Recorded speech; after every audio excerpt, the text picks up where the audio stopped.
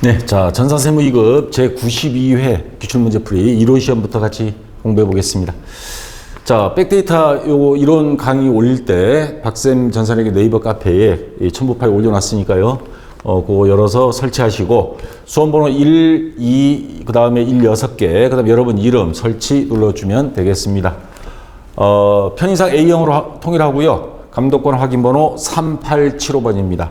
3875. 자, 반드시 요거를 실행을 해서 이론 시험 볼 때 계정가공기 조기등록 메뉴 그거 보면서 할 게 굉장히 많습니다. 백데이터는 네이버에 박쌤 전산회계 치면 유튜브에서 보시는 분들 요 강의 밑에 요거는 뭐 전산회계 2급 91이지만 요 밑에 백데이터는 제가 올려놓고 옛날 것도 거기 다 있습니다. 자, 우선 1번부터 한번 볼게요. 다음 중 회계정보의 질적 특성에 대한 설명으로 틀린 것. 요게 심심하면 한 번씩 튀어나오는데 수험생들이 굉장히 싫어하는 겁니다. 왜냐하면 암기를 해야 되거든요. 자, 질적 특성은 크게 세 가지로 나눕니다. 이해가능성, 목적적 합성, 신뢰성. 그리고 시험 문제 출제는 목적적 합성이 4개, 다음 화면에 보면 신뢰성이 또 4개가 있습니다. 그래서 요거를 섞어서 출제하기 딱 좋거든요. 출제위원들이. 자, 요거를 다 암기해도 암기하기도 힘들지만 자, 제가 요령을 하나 말씀드리겠습니다. 자, 적시에 제때 회사를 운영하는 경영자는 제때 미래 예측을 확인하는 것이 중요함. 문장으로 되죠. 자, 목적적 합성은 적시에 미래 예측을 확인하는 것이 중요하다. 특히 코로나 상황에서는 이 코로나가 언제까지 갈지, 기업이 앞으로 주변 환경에 어떻게 적응해야 할지를 찾는 의미에서 제가 이렇게 문장을 만들었습니다. 그러면 예측가치, 미래의 경제 현상에 대해서 예측할 수 있어야 된다. 그 다음에 확인, 시험에 나올 때는 피드백가치 용어도 자주 나옵니다. 확인, 피드백이 뭐예요? 결과가 나오면 그거를 백업해서 수정하고 하는 거죠. 회계정보를 이용함으로써 이용하지 않았을 때보다 기대치를 확인 또는 잘못된 기대치를 시켜줄 수 있는 정보여야 한다. 회계장부는, 재무제표는. 그 다음 중요성, 정보가 누락되거나 왜곡 표시돼서는 안 되고 적시성, 의사결정에 반영될 수 있도록 제때에 제공되어야 한다라는 게 목적적 합성입니다. 다시 한번 강조합니다. 제때에 적시에 미래 예측을 확인하는 것이 중요하다 해서 요것만 암기하고 있으면 나머지 거기에 없는 건 신뢰성입니다. 자, 표현의 충실성, 적절한 측정 방법, 표시 방법, 화폐 단위로 표시해야 되고 실질의 우선 법적과 경제적 실질이 일치하지 않을 경우 경제적 실질. 법적인 거는 상법이고요. 요거는 기업회계 기준입니다. 그래서 서로가 충돌이 생겨서 나중에 전산세무 1급 가면 법인 조정이라는 게 나옵니다. 요거는 기업회계 기준, 그리고 보수주의. 기업 입장에서는 세금을 덜 내는 쪽으로 하는 거. 그 다음 중립성, 특정 이해관계자에 불리하지 않도록 중립적으로 표시해야 되고 검증 가능, 2사람 이상의 회계 담당자들이 동일한 경제적 사건을 놓고 했을 때 유사한 결론에 도달하는 것. 요게 바로 신뢰성입니다. 자, 그럼 다시 시험 문제로 돌아가서 자, 목적 적합성에는 아까 뭐라 그랬죠? 적시, 제때, 적시의 미래를 예측하는 것이 뭐예요? 중요하다 그랬죠? 자, 미래 예측 피드백 가치는 확인입니다. 확인 가치. 자, 적시의 미래를 미래를 예측 확인하는 것이 중요하다. 중요성이 빠졌죠. 자, 이거는 맞는 말이고요. 신뢰성에는 자, 적시에 예측 확인하는 것이 중요하다. 그거 없죠. 표현 중에서 검증하면서 중립성이 있다. 이거 맞는 말이고요. 예측 가치, 아까 여기서 배웠죠. 예측 가치는 미래의 경제 상황에 대해서 예측할 수 있는 자료여야 한다 그랬죠. 예측 가치는 정보 이용의 당초 기대치를 확인 또는 수정할 수 있는 것을 말한다. 이거 뭐예요? 확인 가치, 피드백 가치에 대한 설명이에요. 3번은. 그래서 요게 틀린 거죠. 예측 가치가 아니죠. 아니면 요 내용이 잘못됐고. 그래서 틀린 것은 3번이 정답이 일단 되고요. 중립성은 회계정보가 신뢰성을 갖기 위해서는 편의 없이 중립적이어야 한다. 특정 이해관계자에게 쏠려서는 안 된다. 그래서 맞는 말이고요. 3번이 정답이 되겠습니다. 자, 그 다음 유가증권에 대한 설명으로 가장 틀린 것. 자, 좀 속도를 빨리 하겠습니다. 프레임이 굉장히 지금 한 50개 돼서. 자, 유가증권 하면 세 가지입니다. 자, 1년 이내 시세 차익 목적으로 갖고 있는 건 단기 매매 증권. 그 다음 채권 같은 거는 만기일이 있습니다. 만기 보유 증권. 그 다음 매도 가능 증권. 요 세 개로 구분하는데, 자, 요 교재, 이론 교재 82페이지에 제가 요걸 정리를 해놓은 게 있습니다. 유가증권은 취득한 후에 취득하면서 단기 매매 증권, 매도 가능 증권, 그리고 만기 보유 증권 중에 하나를 선택해서 분류해야 됩니다. 우리가 이거를 어떤 목적으로 갖고 있느냐에 따라서 분류 방법이 다르고요. 자, 단기 매매 증권은 당좌 자산이지만 요거는 투자 자산이 되죠. 자, 단기 매매 증권은 주로 단기 내 매매 차익을 목적으로 갖고 있는 거. 단기 매매 증권이나 만기 보유 증권으로 분류하지 아니하는 경우 유가증권은 매도 가능 증권. 만약에 단기나 만기 보유 증권으로 분류가 안 되는 건 매도 가능 증권으로. 반대로 단기 매매 증권이나 매도 가능 증권으로 분류 안 되면 만기 보유 증권으로. 또 매도 가능 증권이나 만기 보유 증권에 해당이 안 되면 단기 매매 증권으로. 이런 말이 되는 거죠. 자, 만기 보유 증권은 만기가 확정된 채무 증권, 채권 같은 겁니다. 우리가 자동차를 살 때 채권 사죠. 근데 우리 회사는 이거 그냥 팔아버릴 거야. 그러면 만기 보유 증권이 안 됩니다. 그때는 매도 가능, 단기 매매 증권이나 아니면 매도 가능 증권으로 분류를 한다든가. 자, 이렇게 되고요. 자, 유가증권을 일단 분류를 해서 장부에 기록을 해 놓은 상태에서 요거를 1년쯤 있다가 보니까 이거 우리가 목적이 바뀌었어. 그러면 뭐를 하느냐? 재분류할 수 있습니다. 자, 그러나 단기 매매 증권은 다른 범주로는 재분류할 수 없습니다. 아주 특별한 경우를 빼고는. 또 다른 범주 유가증권, 예를 들어서 만기 보유 증권, 매도 가능 증권도 단기 매매 증권으로 할 수 없습니다. 아까 자동차 채권은요, 살 때부터 우리 이거 그냥 팔아버리겠다 하면 그때는 단기 매매 증권이에요. 채권이지만. 근데 보유하고 1년 있다가 요건 안 된다 이 말입니다. 자, 매도 가능 증권은 만기 보유 증권으로 재분류할 수 있으며 만기 보유 증권은 매도 가능 증권으로 서로가 됩니다. 왜? 투자 자산끼리니까 얘네들은 서로가 왔다 갔다 할 수 있습니다. 자, 채권을 1년 이상 보유하고 있다가 이거 만기까지 2년도 보관 못 하겠어. 그러면 매도 가능 증권으로 전환하고요. 매도 가능 증권은 다른 회사를 지배할 목적으로 장기간 보유하는 주식입니다. 요거 팔아야 되겠다. 아니면 뭐 3년을 채우고 갖고 있겠다. 그러면 매도 가능이 아니고 만기 보유 증권이 되는 거죠. 삼성전자 요즘 이건희 회장이 돌아가시면서 주식을 받았을 때 경영권을 유지하기 위해서 만기 보유 증권으로 분류도 해놨습니다. 주식인데도 왜? 경영권을 유지하기 위해서 계속 갖고 있어야 되니까. 자, 그 상황에 따라서 할 수 있고요. 뭐 변경할 때는 재분류일 현재의 공정가치. 이번에 뭐 상속세 이재용 회장이 상속세 문제가 나오니까 최근 전후 사망일 상속받는 전후 뭐 3개월에서 6개월 최근에 뭐 주식 시세로 한다 뭐 그런 것도 뉴스에 나왔죠. 자, 시가로 한다는 거. 자, 그러면 다시 문제로 돌아와서 자, 좀 헷갈리게 만들어 놨습니다. 출제위원이. 그래서 하나씩 보겠습니다.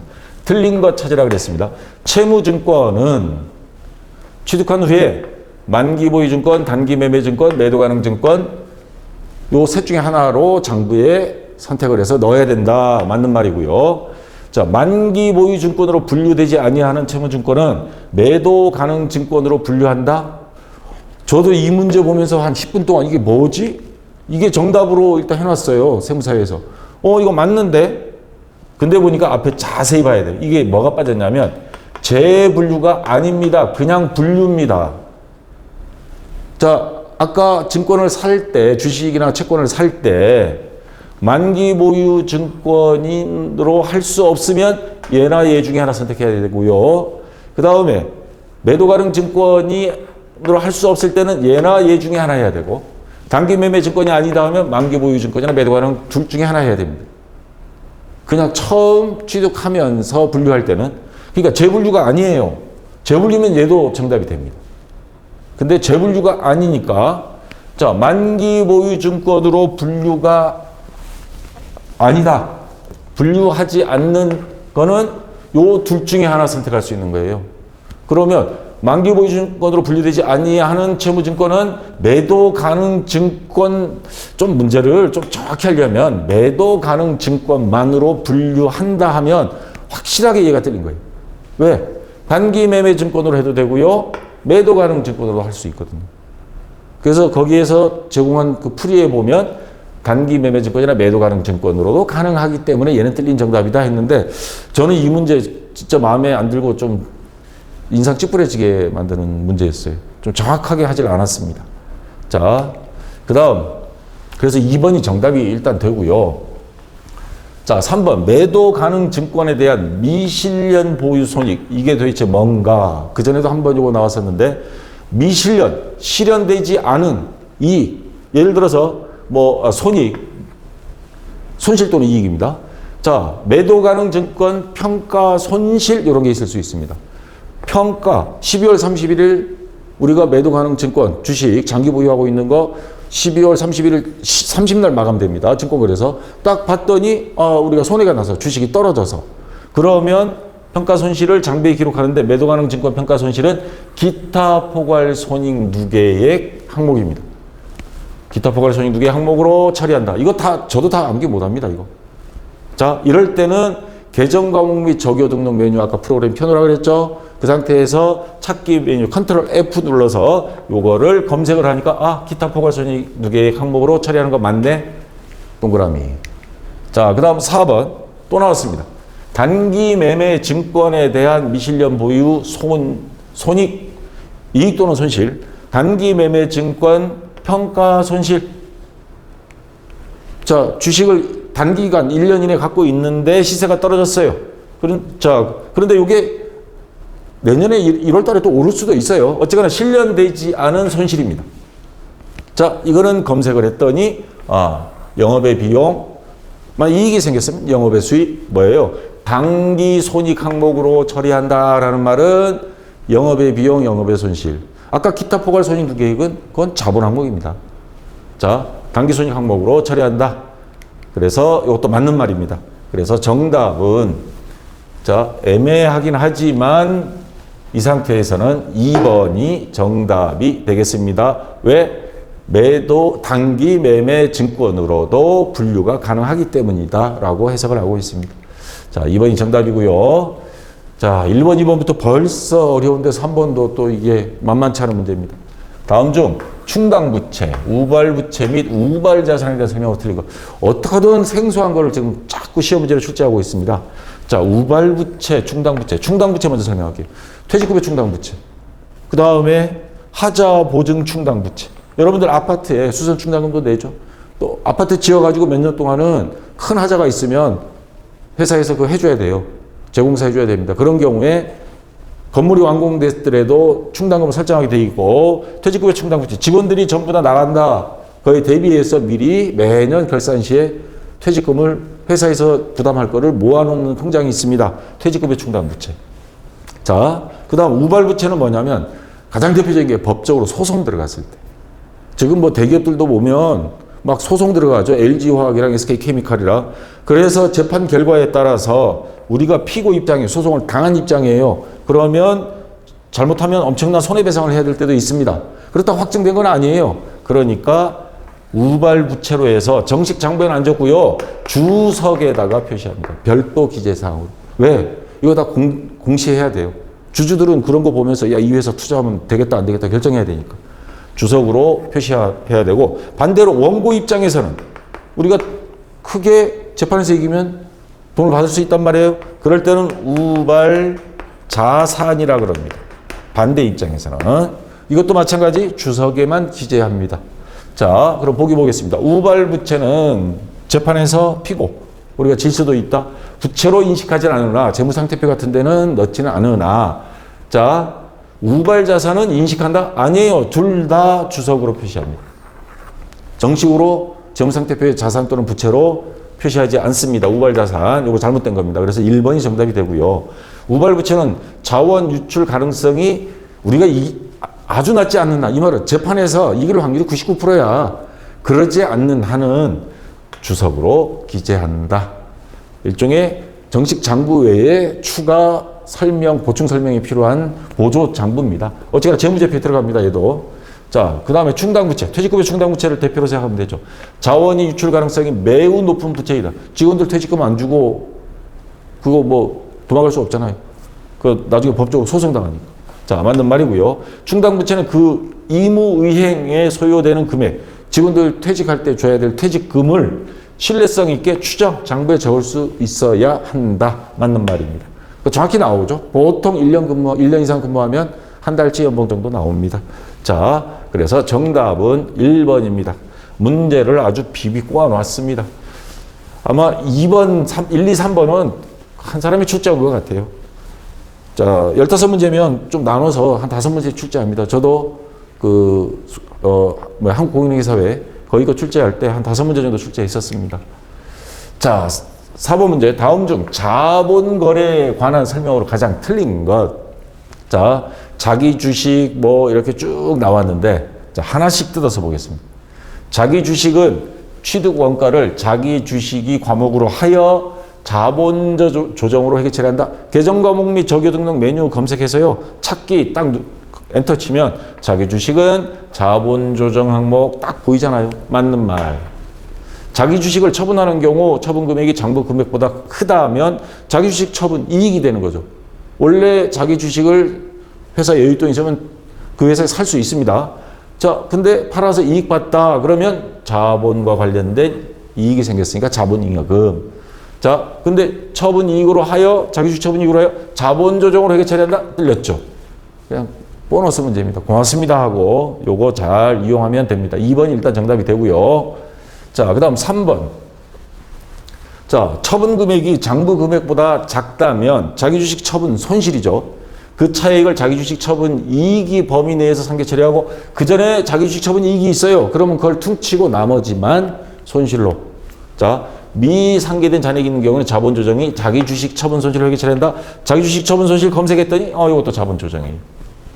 맞는 말이고요. 이익잉여금, 결손금 처분 또는 처리로 상각되지 않은 자기 주식 처분 손실은 향후 발생하는 자기 주식 처분 이익이 있으면 그걸 우선적으로 상계하고 나머지 장부에 기록합니다. 이것도 맞는 말이고요. 그래서 정답은 자 2번 자본 조정이 아니고 자본 잉여금이다. 자, 이런 문제는 아까 계정과목 적요 등록 메뉴 없으면 굉장히 헷갈립니다. 그거 잘 활용하세요. 제가 팁을 알려드립니다. 자, 이제부터는 좀 괜찮아집니다. 다음 중 현금 및 현금성 자산에 대한 설명으로 틀린 것. 취득 당시 만기가 1년이 양도성 예금서. 자, 현금은 말 그대로 사무실에 갖고 있는 현금. 근데 현금성 자산의 기준이 뭐예요? 3개월 이내에 현금화가 가능한 당좌자산이죠. 자, 만기가 1년인 양도성 예금 증서는 현금 및 현금성 자산에 속한다? 이거 잘못됐죠? 3개월이어야 합니다. 그래서 1번은 현금성 자산에 들어갈 수가 없죠. 기준상. 자, 지폐와 동전, 외화 포함은 현금 및 현금성 자산에 속한다. 맞고요. 우표와 수입인지는 이거는 현금성 자산이 아니죠. 일종의 이건 뭐예요? 이건 통신비로 처리하기도 하고요. 수입인지는 관공서에 가서 우리가 뗄 때 그거는 공과금 형태를 갖고 있죠. 자, 볼 수 없다. 맞는 말입니다. 직원 가불금, 왜 가불 해줄 수도 있잖아요. 가불금은 단기 대여금으로서 직원한테 1년 이내에 갚도록 다음 달 월급 줄 때 까기도 하고. 자, 현금 및 현금성 자산은 아니죠. 당좌 자산입니다. 단기 대여금. 불안하시면 계정과목 적요 등록 메뉴에서 검색해 보면 알 수 있습니다. 자, 그래서 정답은 1번이 되겠고요. 자, 6번 문제. 자, 이제 머리 아픈 재무회계 끝났고 원가회계로 넘어갑니다. 다음 중 원가에 대한 설명으로 가장 틀린 것. 자, 시험 문제 이거 종종 나옵니다. 이론교재 218페이지 제가 캡처해서 갖다 놨는데 원가는 크게 재료비, 노무비, 경비 분류하는데 원가 요소별로 그 중에서 요즘 장사 너무 힘들어. 왜? 이익이 안 생긴다. 뭐가? 재료비도 오르고 거기다가 인건비도 비싸고 최저임금이 오르니까 가장 큰 비용입니다. 이게. 그래서 요 두 개 합친 거를 기본 원가라고 합니다. 그 다음 분류하는 방식으로는 재료비를 뺀 나머지는 전부 다 가공비로 분류하는 방식입니다. 재료비를 뺀 직접 노무비, 제조간접비, 이런 것들, 경비 이런 것들은 전부 다 가공비로 봅니다. 그래서 직접 노무비는 양다리 걸쳐 있어요. 여기도 끼고 여기도 끼고. 그래서 이걸 이용한 시험 문제가 종종 나오고 있습니다. 자, 직접 재료비는 기초원가, 기본 같은 말입니다. 기본 원가에 포함되지만 가공 원가에는 포함되지 않는다. 가공비에는 안 들어간다. 맞는 말이죠. 직접 노무비는 기초원가와 가공원가 모두 해당된다. 여기 양쪽 다 양다리에 걸쳐 있습니다. 맞는 말이고요. 자, 그 다음 3번. 기회비용, 요거에 대한 말이 나왔습니다. 기회비용 여러분 교재에 보면 제가 그림으로 설명해 놨죠. 180페이지인가 있습니다. 자원을 현재 용도 외에 다른 용도 사용했을 경우 얻을 수 있는 최대 금액을 만 여러 대안 중에서 어느 하나를 선택했을 때 포기해야 하는 다른 대안들이 경제적 효익 중 가장 큰 것. 이러면 무슨 말인지 모르겠죠. 자, 제가 예를 든 게 배고파요. 피자를 주문할까? 치킨을 주문할까? 어느 거를 할까? 피자를 먹게 되면 치킨은 포기해야 되고 치킨을 먹게 되면 피자를 먹는 맛은 또 포기해야죠. 기회비용입니다, 이게. 어느 하나를 선택하면 피자 먹고 나서는 또 후회할 수도 있지만 피자를 먹었을 때 그 만족감, 그 경제적 효율, 여러 대안 중에서 어느 하나를 선택했을 때 포기해야 되는. 자, 피자를 먹었어요. 치킨을 포기했어. 그러면 치킨을 먹었을 때 그 가장 느낄 수 있는 그런 효익을 포기하는 거죠. 이게 기회비용입니다. 자, 가장 큰 것, 최대 금액, 요게 핵심입니다. 자, 그래서 3번을 보면 기회비용, 기회원가는 현재 이 대안을 선택하지 않았을 때, 그러니까 치킨을 선택하지 않았어요. 포기한 대안 중 최소 금액 또는 최소 이익, 아니죠. 최대입니다. 최대. 그래서 요게 틀린 것, 정답이 됩니다. 틀린 것. 제조 활동과 직접 관련 없는 판매 관리 활동에서 발생하는 원가는 그거는 비제조 원가. 본사에 들어간 거는 해당이 없어요. 공장에서 쓴 것만 원가로 기록합니다. 자, 맞는 말이고요. 그래서 3번이 정답이 되겠습니다. 자, 다음 중 제공품 및 제품에 관한 설명으로 틀린 것. 제가 원가 회계에서는 공식 암기할 것들이 몇 개 있는데 그 중에서 요 제공품 계정과 제품 계정은 좀 암기를 해두는 게 편하다 그랬습니다. 요 제품 계정은요, 매출원가를 구하는 계정이에요. 우리 전산회계 1, 2급에서 기초상품 제고액 플러스 단기상품 순매입액 마이너스 기말상품 제고액. 단 여기서는 상품이 아니고 직접 제조한다는 거. 그래서 기초제품 플러스 당월 제품 또는 완성품 제조원가 마이너스 기말 제품 제고액 빼면 매출원가 똑같습니다. 제공품은 직접 제품을 제조하는 공장을 말하는 거예요. 자, 그래서 여기 최종 목적은 당월 제품 제조원가, 완성품 제조원가를 구하는 게 목적이에요. 그래서 월초 제공품, 기초 제공품 플러스 재료비, 농업비, 경비, 제조간접비 다 더하고 마이너스 기말 제공품 빼면 완성품 제조원가가 나오죠. 자, 그리고 당기에 투입된 이러한 거를 당월 총 제조 비용 또는 당월 총 제조 원가라 그럽니다. 자, 그래서 이것도 시험 문제 종종 나오는데, 자, 보겠습니다. 자, 단기 제품 제조 원가, 단기, 당월 뭐 같은 겁니다. 제조 원가는 제공품 계정이 대변에 기입한다. 맞고요. 매출 원가는 제품 계정이 대변에 기입한다. 맞습니다. 기말 제공품은 손익계산서에 반영한다? 아니에요. 기말 제공품은 여기 있어요. 요게 틀린 거죠. 직접 재료비, 직접 농업비, 제조간접비, 직접 재료비, 직접 노무비, 직접 재료비, 직접 농업비, 제조간접비, 요거 합계를 단기총 제조 원가 또는 비용이라 한다. 맞는 말이죠. 그래서 정답은 3번이 되겠습니다. 자, 그 다음 8번 문제. 자, 이것도 자주 나오는 문제죠. 보조 부문을 제조간접비 배부. 자, 주식회사 세계는 직접 배부법, 단계 배부법, 상호 배부법 세 가지가 있죠. 이용하여 보조 부문 제조간접비를 제조 부문에 배부하고자 한다. 보조 부문이 여기 있어요. 수선과 전력은 제품을 생산하는 데가 아닙니다. 생산하는 제조 부문을 보조해 주는 부분이에요. 그 다음에 제조 부문은 조립 부문과 절단 부문이 있습니다. 자, 보조 부문 제조간접비를 배분한 후 절단 부분, 여기에 총 원가는 얼마이냐, 요걸 구하라 하는 겁니다. 직접 배부법이에요. 그러니까 보조 부문끼리는 안 합니다. 얘네들끼리는 상호 안 하고 다이렉트로 제조 부문으로 넘깁니다. 자, 우선 요 전력 부문부터 한번 볼까요? 전력 부문은 기준이 전력 공급, 요걸 기준으로 하겠죠. 500입니다. 반반씩 주면 됩니다. 그럼 여기 10만 원, 요 20만 원을 여기 10만 원, 여기 10만 원.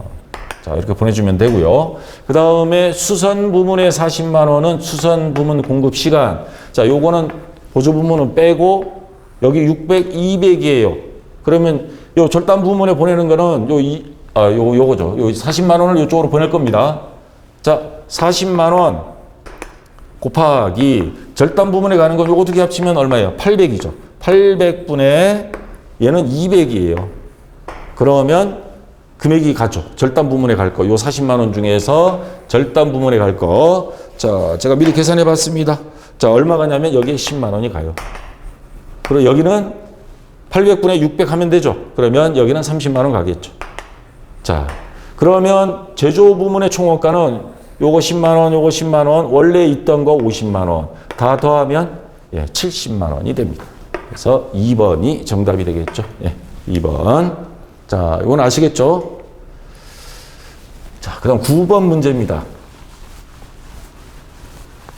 자, 다음 중 개별 원가 계산에 대한 설명이 아닌 것. 요거 비교되는 게 개별 원가 계산, 종합 원가 계산. 자, 개별 원가 계산.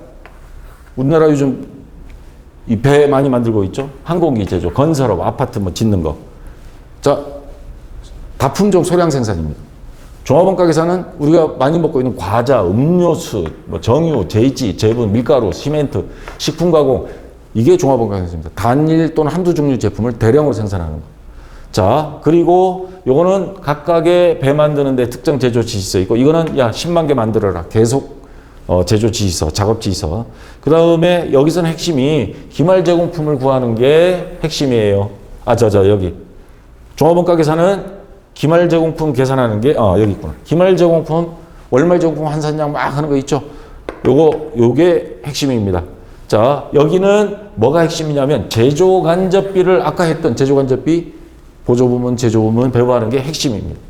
자, 그 다음 또 하나 종합원가 계산은 공정별, 각 작업 공정별로 대량 생산 들어가는 시스템이고요. 요거 선박 만들고 아파트 만드는 거 보면 그 작업 현장에 제품별로 다 따로따로 농업비, 경비, 제조간접비 다 따로 구합니다. 이게 핵심입니다.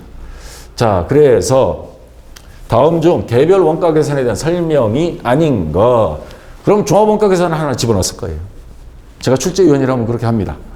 기말 제공품이 평가 문제가 발생하지 않는다. 맞죠? 요거는 종합원가 계산에 월말 제공품 계산하는 거. 제조간접비 배분이 중요한 의미를 갖는다. 맞죠? 그 다음 동종 대량 생산 형태보다는 다품종 소량 주문 생산 형태. 선박, 항공기 적합하다. 맞습니다. 공정별로 원가 집계를 하기 때문에 개별 작업별로 작업시설을 작성할 필요는 없다. 요거 공정별로 하는 거는 종합원가 계산이에요. 개별 원가 계산은 개별 작업별로 지시서를 작성해야 됩니다. 자, 그래서 4번이 정답이 되겠습니다. 자, 10번 문제. 다음 자료를 이용하여 비정상 공손 수량을 계산하면 얼마인가? 단 정상 공손은 단기 완성품이 10%를 가져간다. 기초 제공품, 단기 착수량, 기말 제공품, 완성량 이렇게 나왔습니다. 자, 아까 그 제공품 있죠? 그 제공품 공식 구하는 것처럼 자, 월초 제공품 기초 200개, 단기 재료비, 노무비, 경비 들어간 착수량 자, 단기 600개. 그래서 총 800개를 투입했어요. 800개 제품을 만들 수 있는 거를. 자, 그러면 차변 대변은 같아야죠. 근데 기말 제공품이 50개예요. 그러면 몇 개가 이게 완성이 되는 게 정상이냐? 요거 50개 빼면 750개가 완성된 제품이 나와야 됩니다. 근데 지금 완성은 몇 개라 그랬어요? 650개가 완성이 됐다고 그랬어요. 마이너스 650개. 그럼 100개가 모자라요. 마이너스 100개입니다. 이 100개를 조사해 봤더니 자, 뭐라고 돼 있냐면 정상 공소는 단기 완성품이 10%. 자, 100개가 분명히 정상적인 완성품이 안 됐어요. 자, 그러면 완성품의 10%, 650개의 10% 곱하기 0.1은 65개. 자, 65개는 정상적인 공손입니다. 공손이라고 하는 게 뭐냐면 불량품을 말하는 거예요. 불량품의 다른 말이 공손입니다. 정상적인, 이건 항상 나와, 이 정도는. 그러면 나머지 100개에서 나머지 35개는 뭐예요? 비정상 공손입니다. 이 책임자 이제 문책 들어가겠죠. 너 어떻게 관리한 거야? 어떻게 만든 거야? 그러고. 자, 여기서 구하는 게 비정상 공손 수량은 몇 개냐? 35개. 4번이 정답이 되는 겁니다. 자, 요런 식으로 풀이를 하는 것이 시간도 절약되고 정확합니다. 자, 그래서 4번이 정답이고요. 자, 11번 문제. 자, 이제 원가회계 끝났고요. 부가가치세 들어갑니다. 다음은 부가가치세법상 사업자 단위 과세 제도에 대한 설명입니다. 가장 틀린 것. 부가가치세 신고, 세금계산서 발행, 신고, 납부, 환급 요거는 크게 가장 일반적인 거는 사업장별로 다 하는 게 원칙입니다. 그런데 본점, 지점, 대리점 막 있잖아요. 그런 경우에 직영점들 야, 이거는 좀 불편할 것 같다. 그래서 예외적으로 두 가지 제도를 두고 있습니다. 어떤 거냐면 주 사업장 총괄 납부 제도하고 그 다음 페이지에 나와 있는 사업자 단위 과세 제도 이 두 가지를 우리나라 세법에서 인정해 주는데 자, 여기서 말하는 주 사업장 총괄 납부다 하는 거는 뭐냐면 두 개 이상의 사업장이 있어요. 본점과 지사들이 있죠. 자, 법인과 일반 개인 과세자 누구든 간에 주 사업장 총괄 납부를 신청하면 부가가치세 신고는 각각 따로따로 해요. 근데 납부는 총괄해서 주 사업장에서 납부할 수 있는 제도입니다. 이것만 해도 편해요. 자, 또는 환급. 근데 주 사업장은 기준이 법인인 경우에는 본점, 지점 중에 하나를 지정하면 됩니다. 재밌는 게 제주은행, 제가 제주도 출신이라 제주은행의 본점은 제주도에 있어요. 서울에 있는 건 지점이에요. 자, 근데 편의상 지점에서 할 수도 있습니다. 서울에서. 자, 이 주사업장 총괄 납부는 이렇게 본점, 지점, 주사업장을 어디로 지정하면 되고요. 개인은 근데 주사무소. 개인은 법인이 아닌 개인은 주사무소에서 합니다. 자, 사업자의 자금 부담과 불편을 해소시키기 위해서 한 거고, 요걸 하려면 과세기간 개시 20일 전에 세무서장에게 신청서를 제출하면 됩니다. 자, 그 다음 사업자 단위 과세 제도는 뭐냐? 그거보다 더 진전된 겁니다. 자, 사업자 단위 과세 여러 사업장을 소유하는 경우 아까하고 똑같습니다. 주된 사업장에서 사업자 등록 번호를 하나만 갖고 있는 겁니다. 그러면 계산서 발행, 전자계산서 발행, 그 다음에 부가세 신고, 그 다음 납부 전부 다 되는 겁니다. 한 군데서 다 처리하는 겁니다. 자, 신고와 납부도 할 수 있는 제도. 그래서 아까 이 주사업장 총괄 납부에 비해서 사업자 단위 과세 제도는 사업자 등록번호도 하나만 쓴다는 겁니다. 자, 제도이다. 이때 각 지점의 사업자 번호는 다 따로따로 돼 있으면 다 말소하고 주 사업장의 사업자 번호로 모든 사업장의 세금계산서를 발행 수취하는 제도입니다. 더 진전된 겁니다. 그리고 하나 조심해야 될 거. 주 사업장은 아까 법인인 경우 본점이나 지점 중에 편의에 따라서 선택하면 된다 그랬죠. 근데 요 사업자 단위 과세 제도는 본점 걸로만 합니다. 지점은 안 됩니다. 자, 이렇게 된다는 거. 자, 다시 문제로 가서 잘 읽어야 돼요. 지문도 하도 길어가지고. 자, 사업자 단위 과세 제도에 대한 설명 좀 틀린 겁니다. 사업장이 둘 이상 있는 경우에는 사업자 단위 과세 제도를 신청하여 주된 사업장에서 부가가치세를 일괄하여 신고도 하고 납부하고 세금계산서 수수를 할 수 있다. 맞죠? 가장 진전된 방법이라 그랬잖아요. 주된 사업장은 법인이 본점, 주사무소를 포함한 또는 개인이 주사무소로 한다. 다만 법인인 경우에는 지점을 주된 사업장으로 할 수 있다? 뭔가 이상하죠? 사업자 단위 과세 제도에서는 안 돼요. 그 다음에 총괄 납부하는 거기에서는 주사업장 총괄 납부에서는 돼요. 주사업장 총괄 납부에서는 본점, 지점 다 되는데 사업자 단위 과세 제도에서는 이거 안 된다 이 말입니다. 틀린 거 됐으니까 얘가 정답이 되고요. 자, 주된 사업장에 한 개의 사업자 등록번호를 부여한다. 맞죠? 여기는 각 지점에 다른 사업자 등록번호 가질 수 없습니다. 사업자 단위로 등록한 사업자가 사업자 단위 과세 제도 사업자로 변경하려면 어쩌고 저쩌고 과세기간 개시 며칠 전? 20일 전까지. 자, 그래서 맞는 말이고요. 자, 2번이 정답이 되겠습니다. 자, 그 다음 시험에 종종 나오는 영세율하고 면세. 이렇게 비교하는 그 내용이 있는 경우에 이렇게 출제가 자주 됩니다. 자, 영세율, 면세. 요 교재, 이런 교재 274페이지에 제가 표로 만들어 놓은 게 있습니다. 면세, 저소득층의 세부담 역진성 완화, 국민 필수, 서점, 대중교통, 이런 것들은 아예 부가세를 부과하지 않는 걸 말하는 거죠. 농수축산물 같은 거, 기초생활필수품. 부가가치 요 사업자 등록증 보면요, 면세 사업자라고 되어 있습니다. 부가가치세 신고 안 해요. 부가가치세를 받을 수도 없고 부가세를 납부하지도 않습니다. 사업자가 아니고요. 단 협력 의무는 있습니다. 뭐냐면 그 매년 5월, 4월인가 5월 되면 사업장 현황 신고서는 제출합니다. 부가세 신고는 아니고요. 우리가 부가세를 지출한 거 있으면 그런 거, 왜냐하면 지금 도서 같은 경우 인쇄사에서 오잖아요. 인쇄사에는 부가세를 줘요. 대신에 책을 판매할 때는 부가세를 안 받습니다. 자, 영세율은 0% 세율, 주로 수출을 장려하기 위해서 하는 겁니다. 자, 수출 등 외화 획득 재화 또는 용역, 부가세법상 사업자고요. 간이과세자도 수출을 하게 되면 여기에 들어갑니다. 부가세법상 재반 의무를 다 해야 되고 부가세 신고도 해야 됩니다.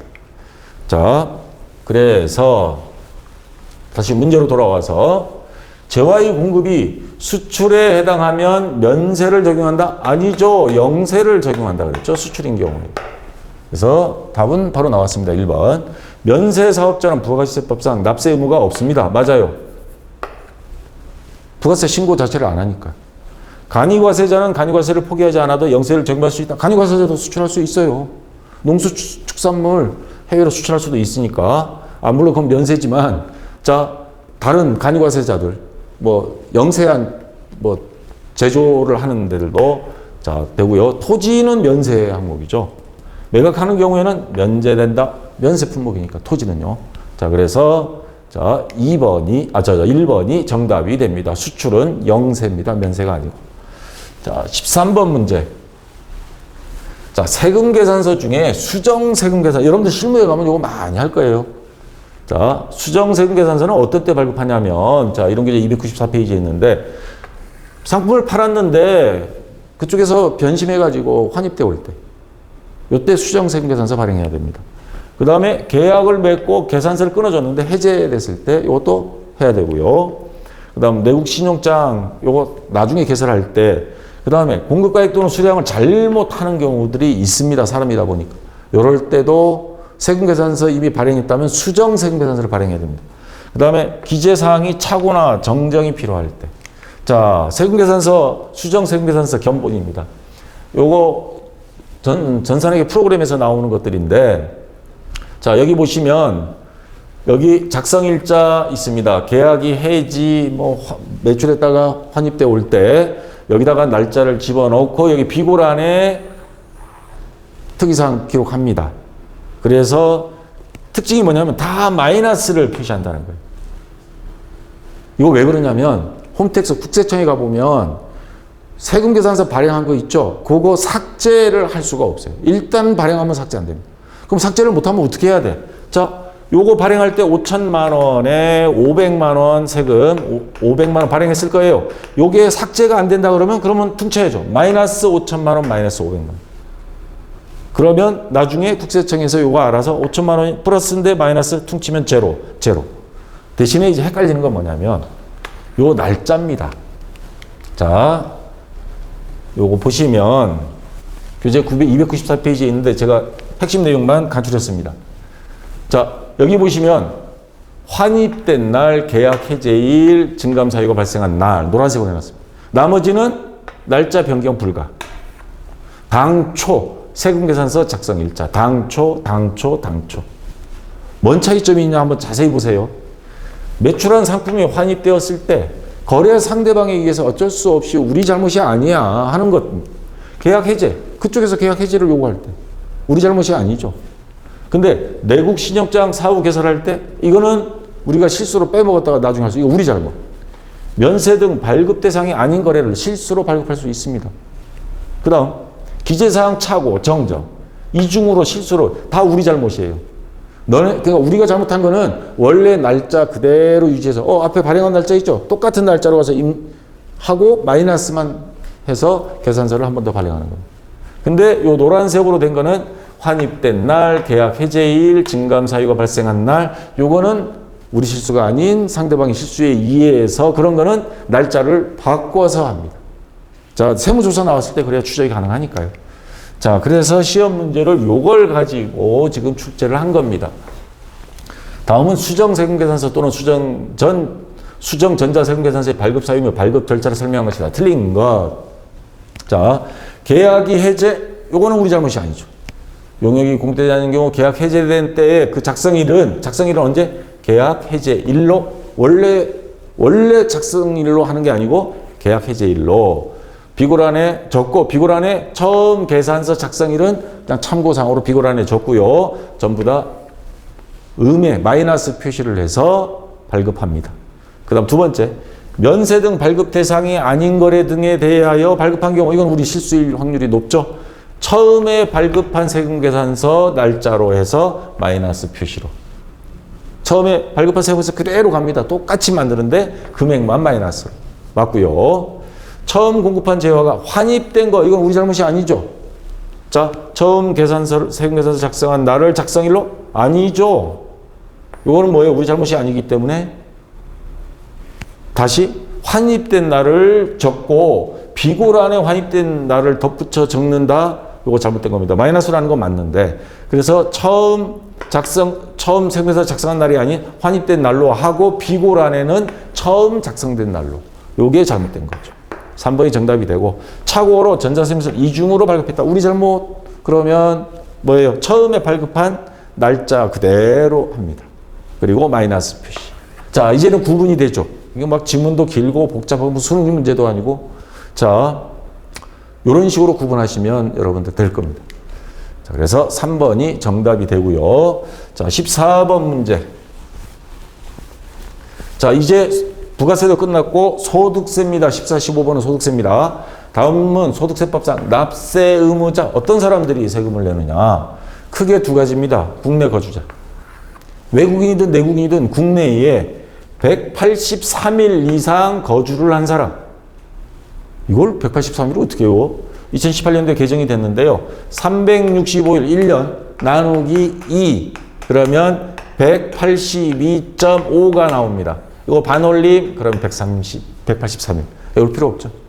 자, 1년의 절반 이상, 과세기간 중에, 올해 1년 과세기간 중에 소득세는 과세기간 1년이니까, 자, 절반 이상 국내에 거주지를 둔 사람은 국내 또는 국외 원천이 있어요. 해외에 나가 있는 사람도 소득이 있을 경우에 국내에 근데 주소가, 특히 항공기 조종사들, 그 다음에 외항선원들, 배를 타고 외국에 나온 사람들, 국내의 가족들 또는 본인이 배를 안 타거나 비행기 조종을 안 할 때 절반 이상 있으면 해외 소득도 전부 다 소득으로 봐서 소득세를 납부하고요.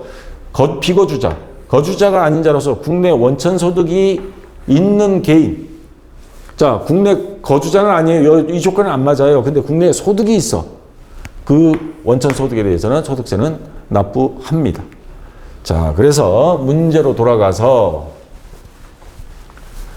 자, 다음은 소득세법상 납세 의무자에 관한 것 좀 틀린 것. 외국을 항행하는 선박 또는 항공기 승무원의 경우 생계를 같이 하는 가족이 거주하는 장소 또는 승무원이 근무기간의 기간 중 통상 체재하는 장소가 국내에 해당되는 때는 183일 이상.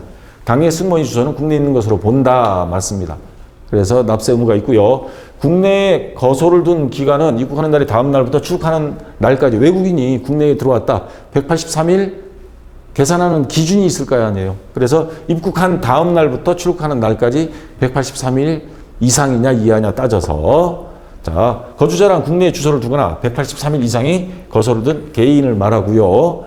영국이 시민권자나 영주권자의 경우 무조건 비거주자 아닙니다. 이거 국내에 외국인도 국내에 들어와서 183일 있고 소득이 있다.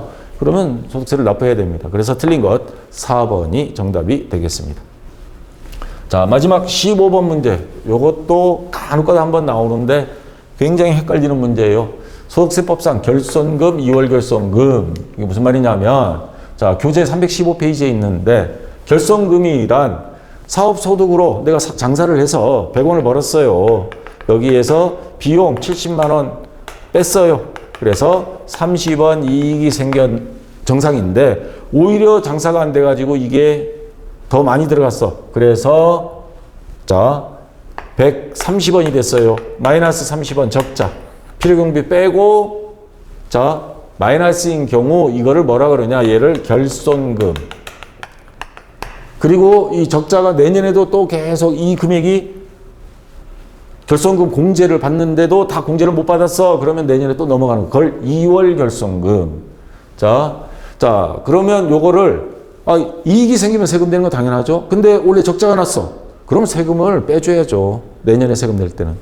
자, 사업소득의 결손금은 당연도 과세경의 종합소득 표준을 계산할 때 사업소득 금액, 근로소득 금액, 연금, 기타, 이자소득 금액, 배당소득 금액 순으로 공제를 하고 다음 해에는 그만큼 세금을 안 내는 겁니다.